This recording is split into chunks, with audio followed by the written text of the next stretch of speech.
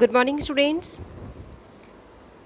Today, our topic is homoleptic carbonyls. What do you mean by homoleptic carbonyls? Homo means same. Leptic means types of ligands. Leptic means ligands. Means the carbonyls which is made up of same type of ligands. देखो, और इसमें जो ligands होगा वो हमारा carbonyl होगा. क्या होगा बेटा? कार्बोनिल. तो इसमें हम CO यूज़ करेंगे लिगेंड्स के तौर पे. देखो, जैसे हमने एग्जांपल लिया NiCO4. इसका नाम क्या है? टेट्रा कार्बोनिल निकल ज़ीरो. अब यहाँ पे ज़ीरो चार्ज क्यों आया? ज़ीरो क्यों आया बेटा? क्योंकि देखो, हम इसकी वो निकालेंगे ऑक्सीडेशन स्टेट. तो हमने निकल को माना X plus carbonyl is a neutral ligands, so it has zero charge. Neutral है तो बेटा ज़ीरो चार्ज हो जाएगा. तो 0 × 4 it means X is equal to zero. तो ये क्या आएगा बेटा? आपका ज़ीरो आ जाएगा. ठीक है, तो आपने ये वाला कर लिया, तो इसलिए आपने यहाँ पे ज़ीरो लगा. अब हम देख रहे हैं कि NiCO4 क्या है? हमारा होमोलेप्टिक कार्बोनिल है. नेक्स्ट एग्जांपल हम देख सकते हैं FeCO5. मीन्स जितने भी टाइप का लिगेंड्स हैं, 5 लिगेंड्स प्रेजेंट हैं, but all are of same type, so this is named as homoleptic carbonyls. Okay, now next is CrCO6. This is made up of 6 carbonyl ligands, so it is also called homoleptic ligands. ठीक है, या homoleptic, इसको हम carbonyl भी बोलेंगे बेटा, क्योंकि carbonyl क्या है? कार्बोनिल भी तो एक लिगेंड्स है. ठीक है, now next take one by one example. ठीक है, तो NiCO4 हम ये एग्जाम्पल लेते हैं. इस केस में बेटा क्या है? इसका नाम जो है वो क्या है? टेट्रा कार्बोनिल निकल ज़ीरो रखा गया. अब how to make the structure of this complex. Ni हम सेंटर में लेंगे. This is carbonyl and here 4 carbonyl is present because it will show a tetrahedral shape. ये टेट्राइडल शेप बनेगी. और आपको पता है कि जब हमारी टेट्राइडल शेप बनती है और उसमें 4 बॉन्ड पेयर होते हैं और 0 लॉन पेयर, तो इट मीन्स हमारी जो हाइब्रिडाइजेशन है वो sp3 रहेगी. क्या रहेगी? sp3. और ये कैसा कॉम्प्लेक्स बनेगा? Diamagnetic complex. ठीक है, जब हम इसका स्ट्रक्चर बना के देखेंगे तो क्योंकि ये स्ट्रॉन्ग फील्ड लिगेंड्स हैं, देखो ये डायामैग्नेटिक कैसे है हम यहाँ देखेंगे बेटा. निकल का जो होता है वो कॉन्फ़िगरेशन होती है 3D8 4s2. आपने बताया था. अब इसमें आपने 3D8 फिल करने हैं पहले. 1 2 3 4 5 6 7 एंड 8. ठीक है, और 4s में कितने जाएंगे बेटा? 2, क्योंकि निकल के ऊपर जो चार्ज है दैट इज़ न्यूट्रल है.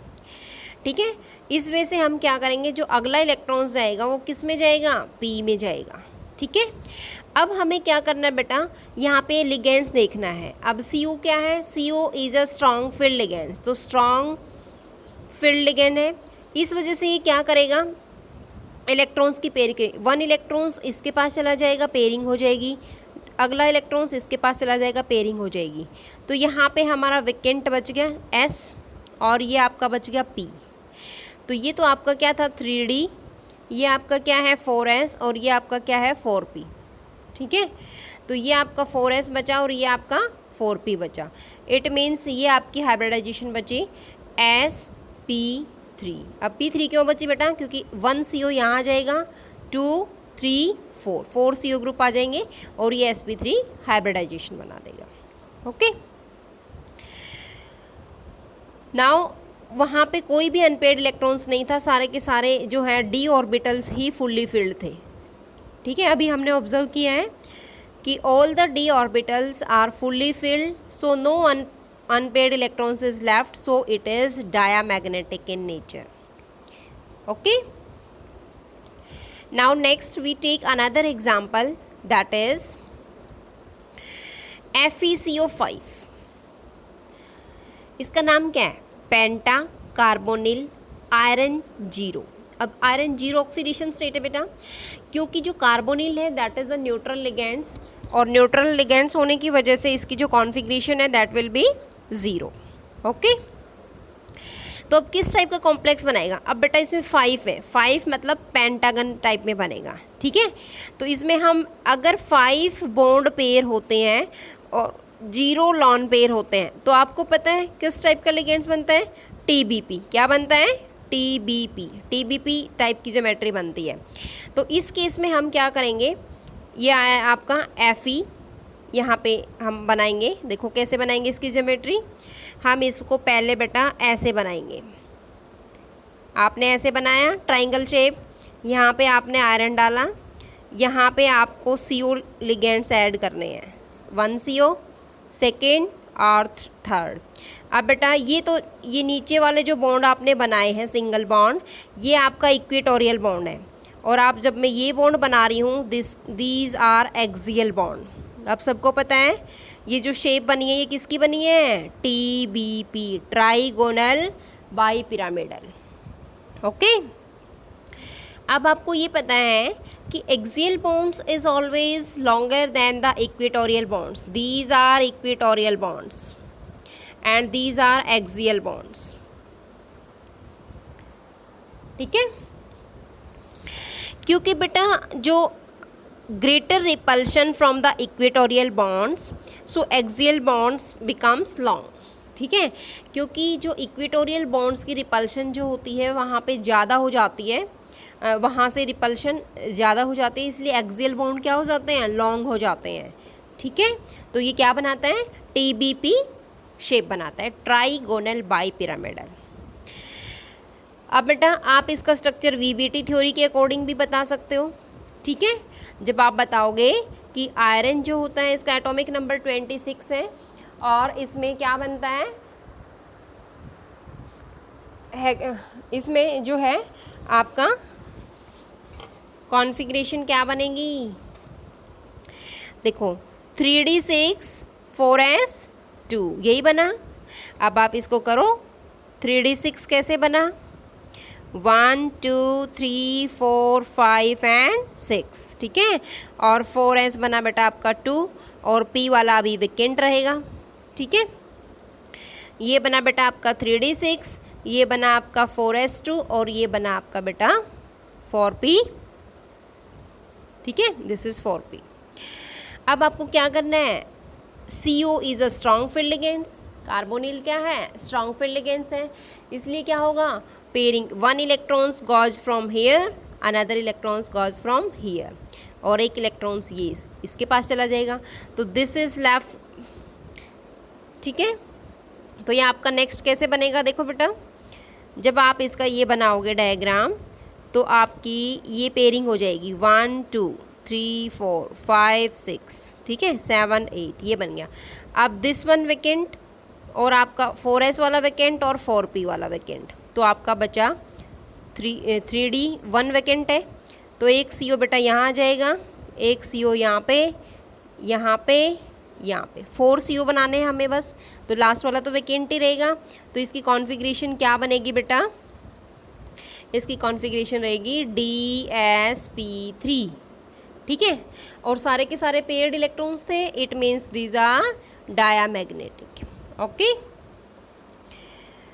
Now we take the third example. Example number 3, that is chromium hexacarbonyl है, बट इसका हम IUPAC नेम बताना बेटा, तो हम पहले लिगेंड्स का वो लिखते हैं, हेक्साकार्बोनिल क्रोमियम 0 ये आएगा बेटा। जब हम इसका स्ट्रक्चर बनाएंगे तो हमारा जो स्ट्रक्चर आएगा वो इस तरीके का आएगा, पहले इसको ऐसे ले जाओ फिर ऐसे। ठीक है, यहाँ क्रोमियम और आपको 6 वो बनाने हैं।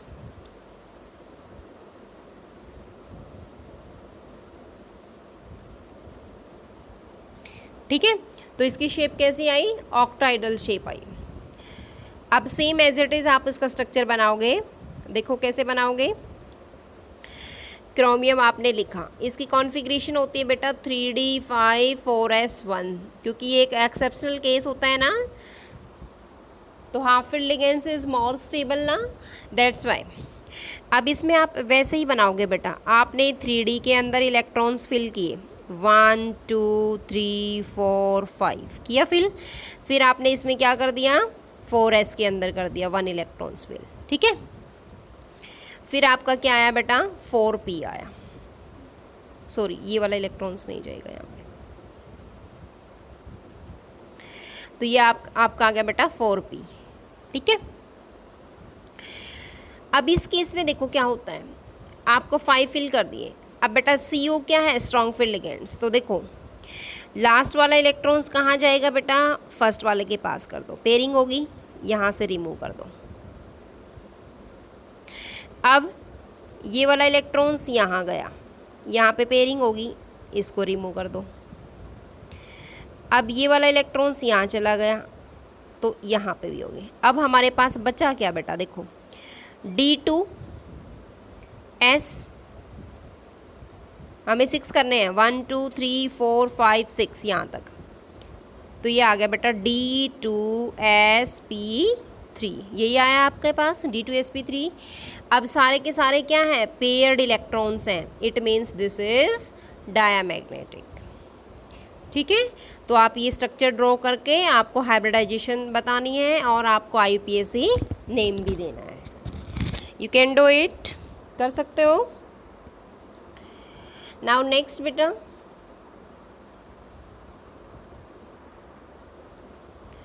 Now next is metal carbon bonding in carbonyl complexes.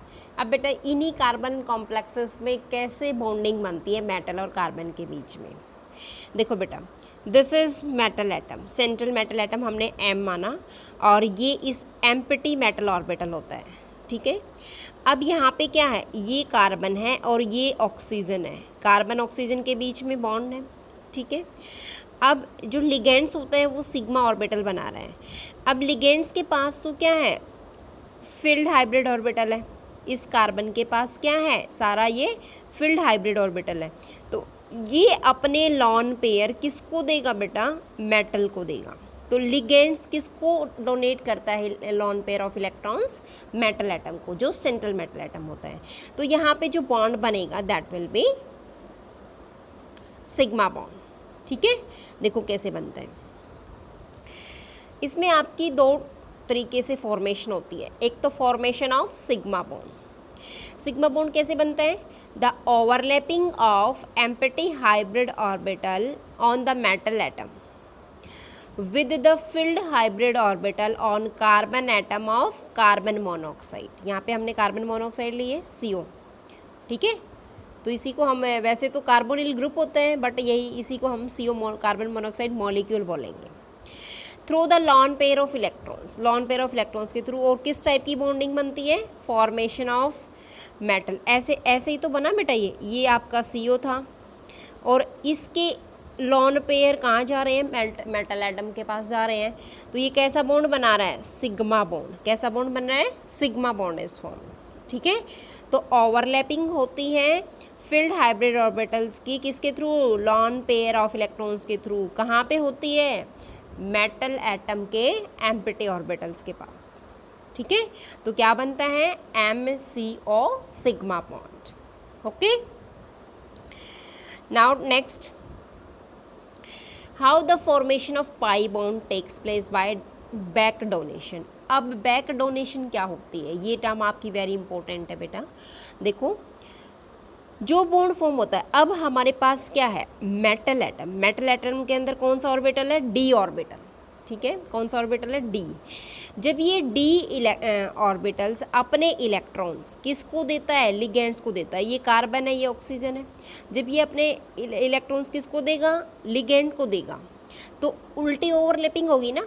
Opposite हो गई है, तो इसी को इसने बोला है बैक डोनेशन। क्या बोला है? Back donation. हमने अभी तक यही पढ़ा है कि लिगेंड सेंट्रल मेटल एटम को इलेक्ट्रॉन्स डोनेट करता है, बट यहाँ पे क्या हो रहा है? मेटल लिगेंड्स को डोनेट कर रहा है, ठीक है। तो this bond is formed because of the overlapping of filled D orbital, that is D pi बेटा, ये D pi orbital of metal atom, ठीक है। तो इसकी ओवरलैपिंग से बनता है, और किससे बनता है? With the anti bonding pi orbitals, anti bonding pi orbitals के थ्रू। किसका? CO मॉलिक्यूल्स का। तो यहाँ पे क्या होता है हमारे पास? यहाँ से डी ऑर्बिटल जिसकी जो आपके पास मेटल वाला है, वो किस में जा रहा है? लिगेंड्स के पाई ऑर्बिटल्स में। ये पाई स्टार ऑर्बिटल है जो एंटी बॉन्डिंग है, और तभी क्या बॉन्ड बन रहा है? पाई बॉन्ड की फॉर्मेशन हो रही है, और इसी को हम बैक डोनेशन भी बोलते हैं। Okay,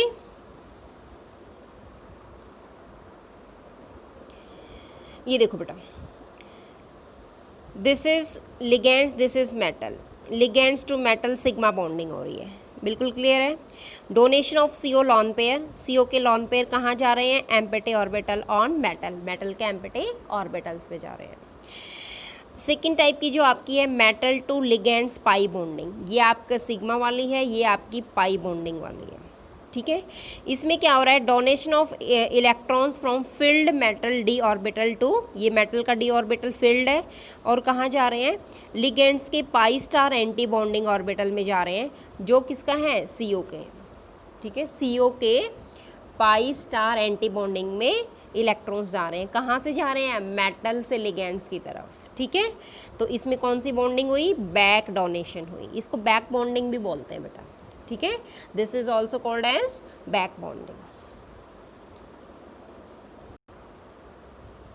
so in this case बेटा, when the metal carbon bond in metal carbonyl complexes, that shows two type of bonding, that is first is sigma and second is pi, first sigma second pi bonding। तो इस bonding को हम क्या नाम देते हैं? इस बॉन्डिंग का नाम है बेटा सिनर्जिक बॉन्डिंग। क्या नाम है? Synergic bonding. इसको हम सिनर्जिक बॉन्डिंग का नाम देते हैं, क्योंकि यही क्या होता है? दोनों टाइप का कैरेक्टर शो करता है, सिग्मा बॉन्ड भी और पाई बॉन्ड भी, दोनों बॉन्ड शो करता है। That's why it's name is synergic bonding. Okay,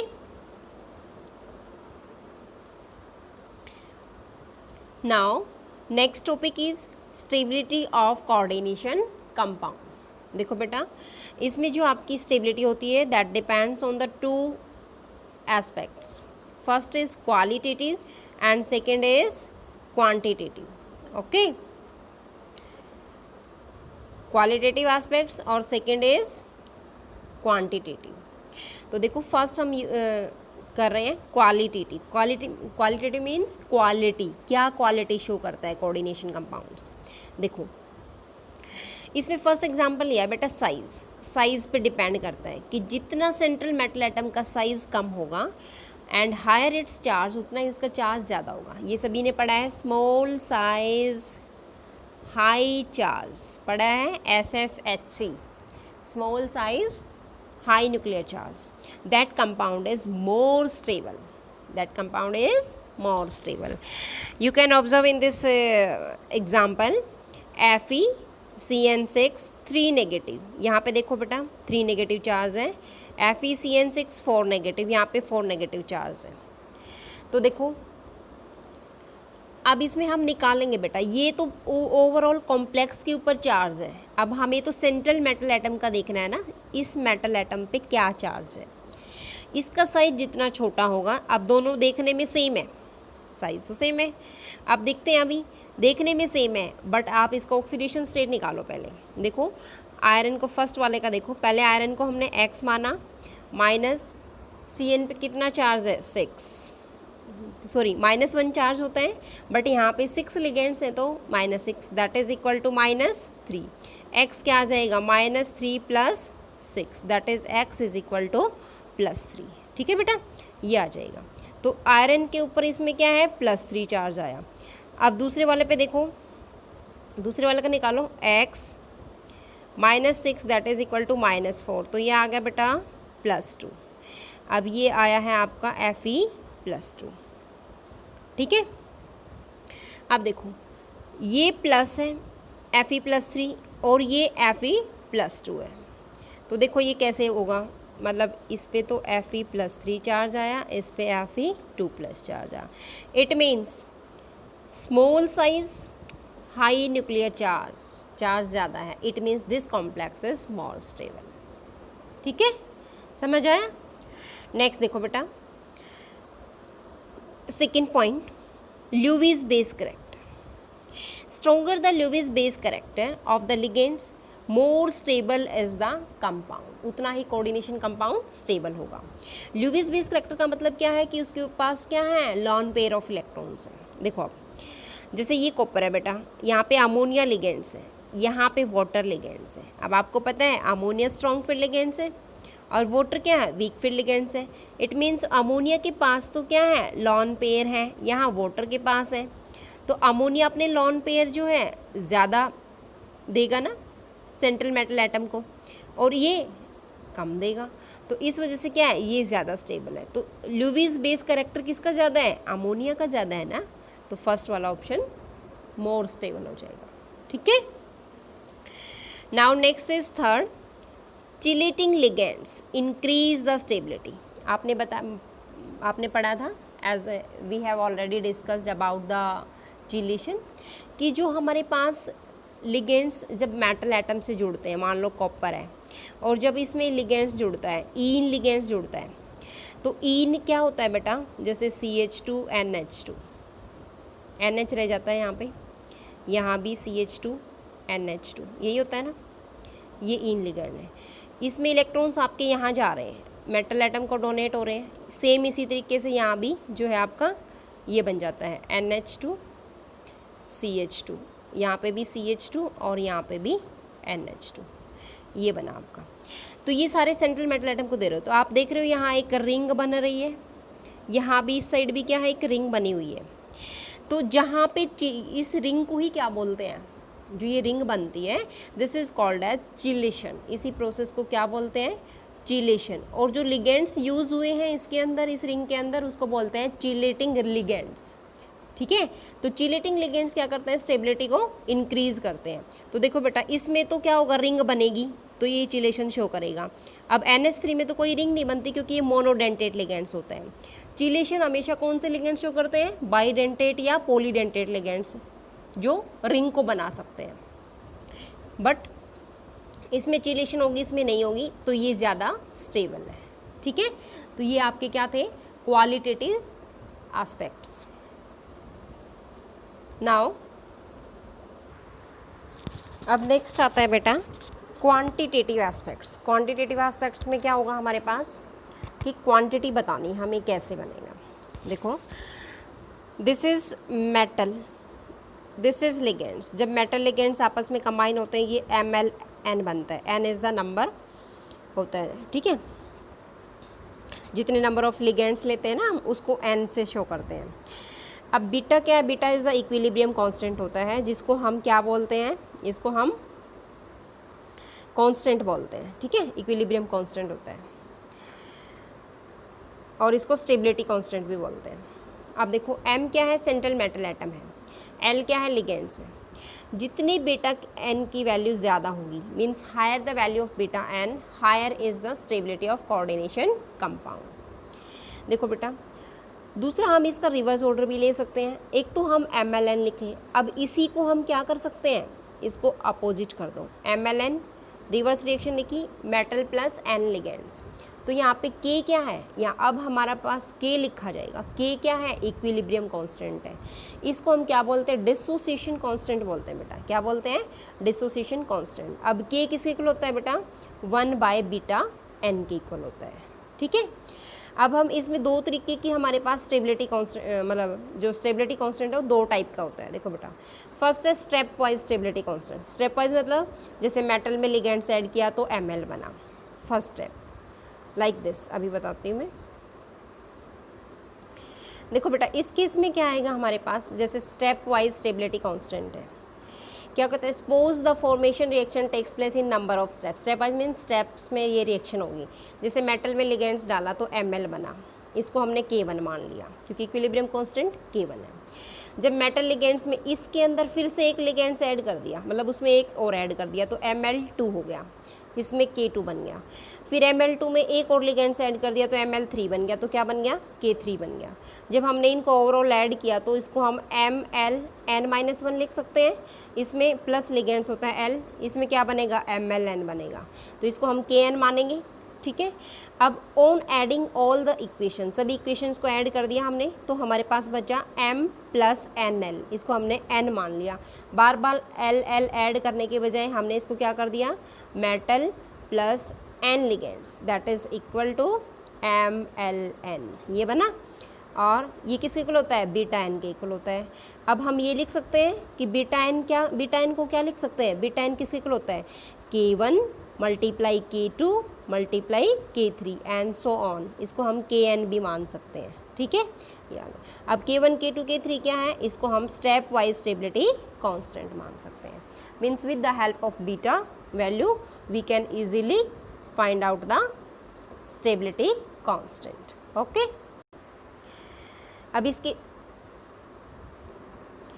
case में हम कह सकते हैं कि higher the value of beta N की वैल्यू जितनी ज़्यादा होगी it means more stable is the coordination compound. ठीक है, now this is stability of coordination compounds. देखो बेटा इसके जो इंपॉर्टेंट पॉइंट्स हैं, थर्मोडायनेमिक इक्विलिब्रियम कांस्टेंट जो हमने माना था अभी के, stability depends on the interaction between the metal and ligands, metal और लिगेंड्स की इंटरेक्शन पे ही डिपेंड होती है बेटा ये, और ये ऐसे बनती है, मेटल लिगेंड्स बॉन्ड बनाती है। If the interaction is strong it means thermodynamic stability will be strong. तो स्ट्रॉन्ग होगी अगर इंटरेक्शन, हमारे पास मेटल लिगेंड्स बॉन्ड जितना ज़्यादा स्ट्रॉन्ग होगा उतना ज़्यादा स्टेबल होगा। Now the reaction between metal ions and ligands that is based on the Lewis acid and base, जो मेटल और लिगेंड्स के बीच की जो रिएक्शन होती है वो किसके ऊपर बेस होती है, लुईस एसिड और लुईस बेस। ठीक है, उनके ऊपर डिपेंड करती है। Lewis acid means electron acceptor, ये इलेक्ट्रॉन एक्सेप्टर होता है। ठीक है, और Lewis base means electron donor.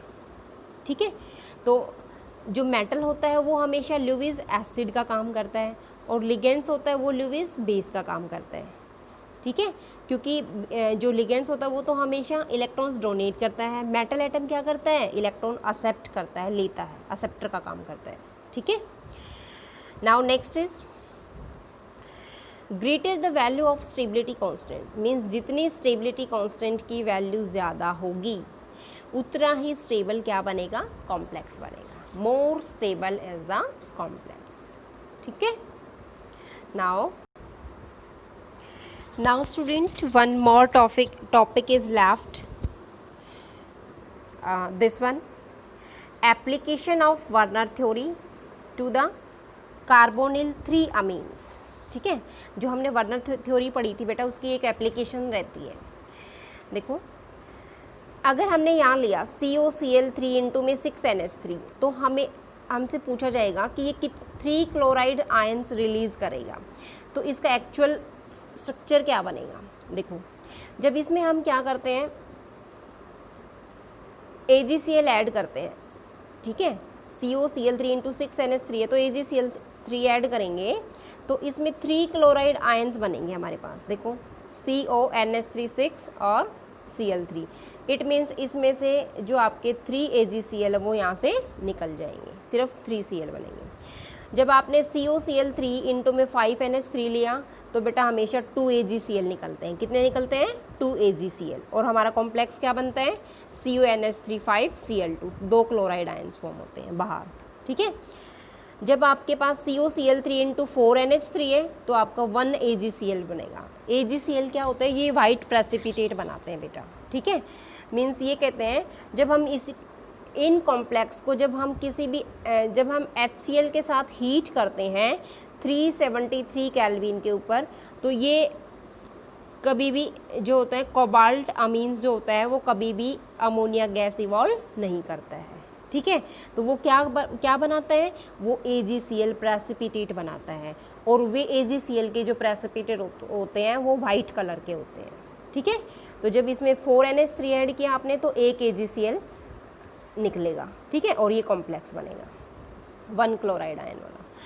जब आपका COCl3 × 3NH3 है तो कोई भी AgCl नहीं निकलेगा और ये आपका कॉम्प्लेक्स बनाएगा, it means no chloride ion is form. देखो आप सभी यहाँ पे ऑब्जर्व कर रहे हैं, ठीक है, इसमें क्लोराइड्स आयंस जो हैं आपके यहाँ पे निकलेंगे, ठीक है। नाउ नेक्स्ट, इस केस में आप ऑब्जर्व कर रहे हो कि primary valency of CO that is 3, cobalt की सबकी वैलेंसी क्या है 3 आएगी +3, एंड सेकेंडरी वैलेंसी क्या है बेटा, secondary valency shows the coordination number that is 6, तो 6 कोऑर्डिनेशन नंबर शो कर रही है, ठीक है। यहाँ पे भी 4+2, यहाँ पे भी 3+3, ठीक है। तो कोऑर्डिनेशन नंबर 6 रहेगा हमेशा। कोबाल्ट की primary valency means oxidation number of cobalt that is equal to 3। All the compound differ in their reactivity, सारे कंपाउंड जो हैं रिएक्टिविटी में डिफरेंट होंगे, क्योंकि जब हमारे पास 6 अमोनिया है तो 3 AgCl निकल रहा है, 5 अमोनिया लिए तो 2 AgCl निकल रहा है, 4 अमोनिया लिए तो 1 AgCl निकल रहा है, और 3 अमोनिया लिए तो कोई भी AgCl प्रेसिपिटेट नहीं निकल रहा। AgCl वाइट कलर के प्रेसिपिटेट होते हैं। तो इस तरीके के ये आपके फॉर्मूले बनते हैं, तो ये आपसे एग्जामिनर जो है पूछ सकता है, ठीक है। तो you can do it. Okay, your chapter is completed. Thank you, students.